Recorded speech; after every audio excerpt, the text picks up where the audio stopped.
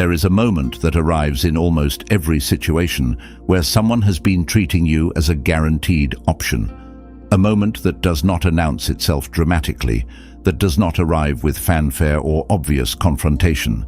It arrives quietly, in the specific subtle shift of your energy, in the way you stop checking your phone with the same urgency, in the way your days start filling with something real rather than with the anxious waiting that had been masquerading as patience.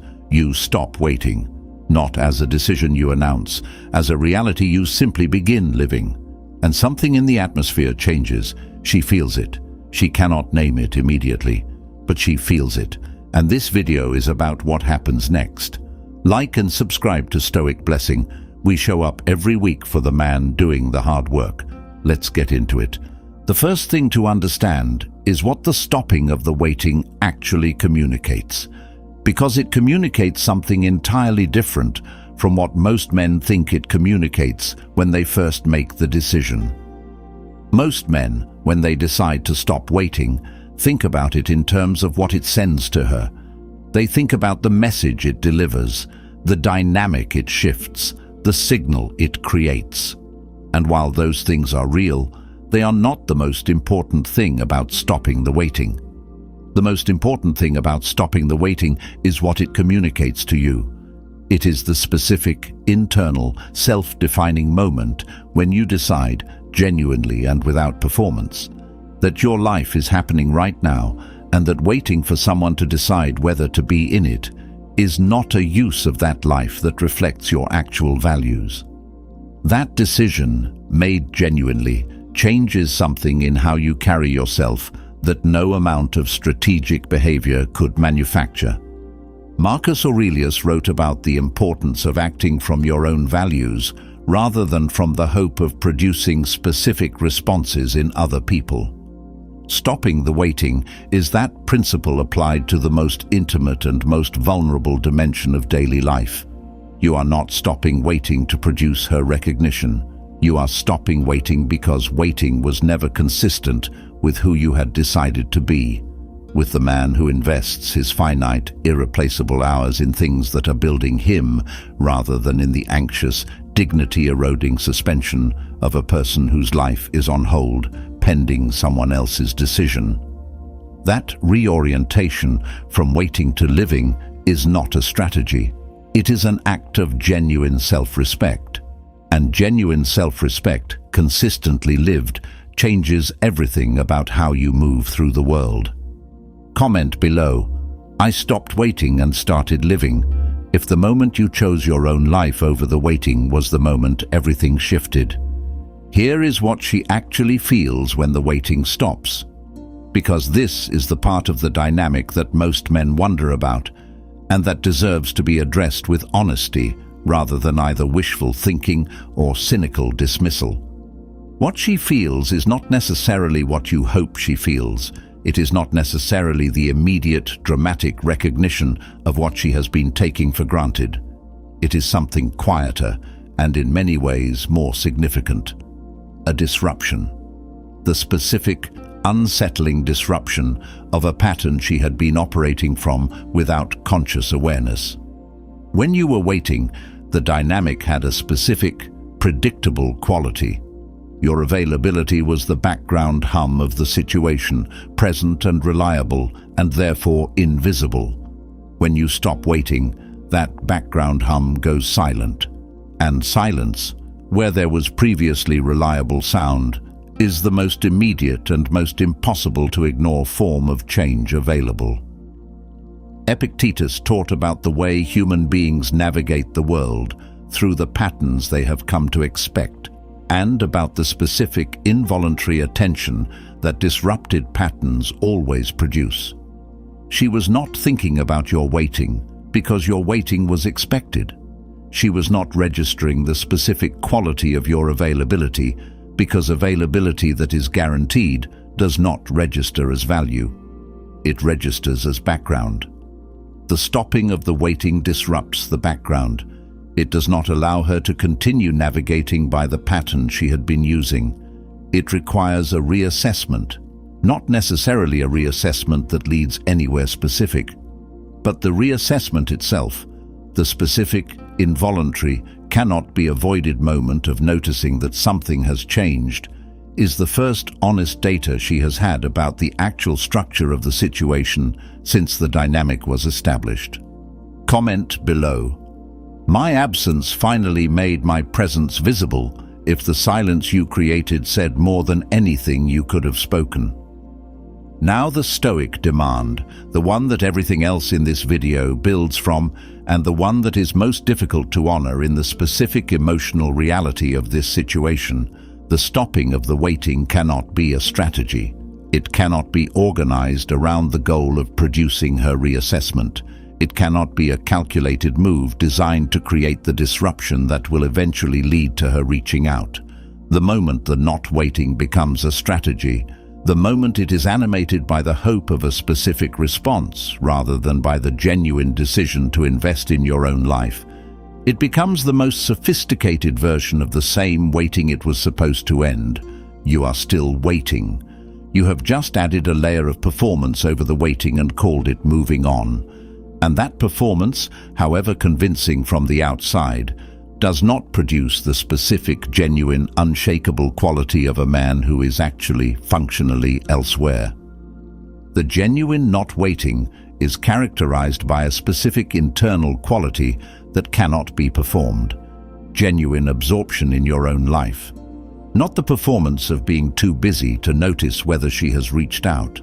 The actual, daily, fully inhabited reality of a life that is interesting enough, demanding enough, and genuinely yours enough that her status in it is a question you are no longer organizing your days around. Marcus Aurelius described this state in his Meditations not as the absence of caring, but as the presence of direction, the specific daily values-driven engagement with your own existence that leaves no residual vacancy for the anxious waiting that other people's availability had been filling. That state is the destination, not a posture you adopt, a life you build. Comment below, I'm not performing, I'm actually gone, if the not waiting stopped being a decision and became a reality. Let's talk about what fills the space where the waiting used to live, because this is the most practically important question this video can answer, and most content in this space skips it entirely in favor of discussing the external dynamic. The waiting occupied specific, real, daily portions of your time and attention. It lived in the morning phone checks before the day had properly started, in the interpretive analysis of message timing and response warmth that consumed minutes that should have gone elsewhere, in the low-grade background preoccupation with where you stood that colored every interaction and every decision with a faint but persistent anxiety. When the waiting stops genuinely, all of that time and attention becomes available, and what you put in its place is the entire question. The Stoic answer is specific and demanding. You put your actual life in its place, not a distraction from the waiting, your actual, genuine, fully inhabited life, the work that matters to you, the physical discipline that maintains the body as the living proof of your own reliability to yourself, the relationships that are actively choosing you rather than passively receiving your pursuit, the craft that demands the best of you and returns something real. The intellectual engagement that produces genuine thinking rather than the circular, exhausting analysis of a dynamic you can no longer influence. Seneca wrote that the man who fills his life with genuine purpose stops being haunted by what is absent from it. Not because the absence stops being real, but because the presence of something worth being present for displaces the absence from its position as the loudest thing in the room. That displacement is what genuine not waiting actually produces. Comment below, my life is too full to wait, if what replaced the waiting turned out to be better than anything you were waiting for. Here is the specific moment when she realizes you are not waiting, and naming it precisely matters because it is almost never the dramatic, single-event recognition that the hope imagines. It is almost always a series of small, individually unremarkable moments that accumulate into an undeniable recognition. The message you used to answer in minutes that now gets a response hours later. Not because you calculated the delay, but because you were genuinely doing something else. The absence from the spaces where your presence had been reliably available. The specific quality of your responses when they do arrive. Present, warm, genuine, but not organized around her as the primary variable they used to be organized around. The sense, which she may not be able to articulate, but which she registers immediately, that something has shifted in the specific quality of your attention, that you are not less warm, but that the warmth is now coming from a different place, from fullness rather than from need. That shift, from warmth driven by need to warmth driven by genuine fullness, is one of the most immediately felt and most rarely analyzed changes in the quality of human interaction. Most people cannot name what they are feeling when they encounter it. They simply feel it, as a change in the atmosphere of the interaction, as the specific, subtle sense that the person they are talking to is more present in some ways and less available in others, more genuinely themselves, less organized around the production of a specific response. And that quality, the quality of a person who is fully, genuinely elsewhere in their own life and is choosing to be present in this interaction rather than waiting in it, is among the most compelling things a human being can project. Comment below, she felt the shift before she understood it, if the change in your energy was visible before either of you could name what had changed. Let's address what the not waiting produces in you, beyond the dynamic it changes and beyond the recognition it eventually produces in her, because this is the part of the story that matters most and is most consistently overlooked in favor of the external narrative. What it produces in you is the specific, daily, compounding experience of being the author of your own life, rather than a character in someone else's story. Every day you wake up, and the first investment goes into your own becoming, rather than into the management of her perception of you, is a day you are practicing the specific kind of self-authorship that the Stoics considered the foundation of genuine freedom, not freedom from feeling, not freedom from caring about other people, freedom from the specific, dignity-eroding condition of a man whose daily experience of his own worth is contingent on someone else's ongoing assessment of him. Epictetus taught that the man who has relocated his sense of worth from the external territory of other people's assessments to the internal territory of his own daily choices is genuinely free, in the specific, practical, lived experience sense of having nothing that can be held over him as leverage. When your sense of okayness does not depend on her decision about whether to be in your life, she has nothing to withhold that has the power to change your fundamental relationship with yourself. That is not coldness. That is the most complete and most permanent form of emotional security available to a human being. And it is built not through a decision, but through the daily practice, imperfect, gradual, genuinely demanding, of choosing your own life over the waiting, one ordinary morning at a time. Comment below. My worth isn't in her hands anymore, if relocating your sense of yourself to solid ground changed everything about how you move. Here is what to do when she realizes and reaches back, because the realization that you are no longer waiting frequently produces exactly that. The man who has genuinely, functionally stopped waiting, who has genuinely built a life full enough that her reaching back is a welcome addition rather than a desperately needed rescue, does not respond to that reach the way the man who was performing not waiting responds.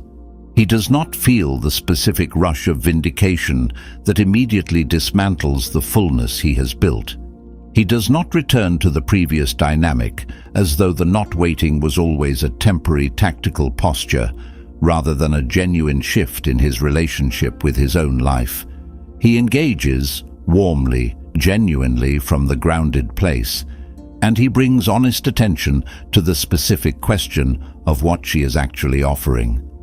Not is she back, but what is she bringing? Is what she is offering now reflective of the genuine reassessment that the not waiting was supposed to prompt? Has she done the honest examination of what the dynamic was, what she was taking for granted, and what would need to be different for re-engagement to be worth the investment of everything the not waiting built? The reach that reflects genuine growth is worth exploring with full openness. The reach that reflects the specific discomfort of the disrupted pattern, the desire to restore the background hum rather than to build something genuinely different, is the previous dynamic attempting to reassert itself. The man who has genuinely stopped waiting recognizes the difference, not through suspicion, through the specific earned clarity of a man who has done the honest work and is no longer willing to accept the comfortable fiction in its place. Comment below, I come back on new terms, or I don't come back, if you've decided that the reach only matters if it's bringing something genuinely different. The final thing, the one that every thread of this video has been building toward. She realizes you are not waiting. And the realization, however it lands, however she processes it, whatever she decides to do with it, is not the point of the not waiting. The point of the not waiting is what it built in you while you were living it. The specific, daily, quietly compounding evidence of your own capacity to invest in your own life with genuine fullness rather than with the anxious, diminished quality of a man whose best energy is perpetually deployed in the waiting. The evidence that your days can be genuinely good, not despite her absence, but simply as themselves, as the irreplaceable daily units of a life that is being genuinely, fully, unapologetically lived. That evidence, accumulated across the days and weeks and months of the not waiting, is the most important thing the not waiting produces. Not the shift in the dynamic, not the recognition it eventually prompts, not the reach it may or may not generate. The specific, lived, daily verified knowledge of a man who discovered, through the actual experience of genuinely investing in his own life, that his life was worth the investment, that the hours were good when they went into something real rather than into the waiting, that he was capable of genuine fullness without her choosing him as the source of it. That knowledge is permanent. It belongs entirely to him, and it cannot be undone by any choice she makes or fails to make, because it was not built on her choice, it was built on his. Like and subscribe to Stoic Blessing. Stay grounded, stay whole, stay unbreakable.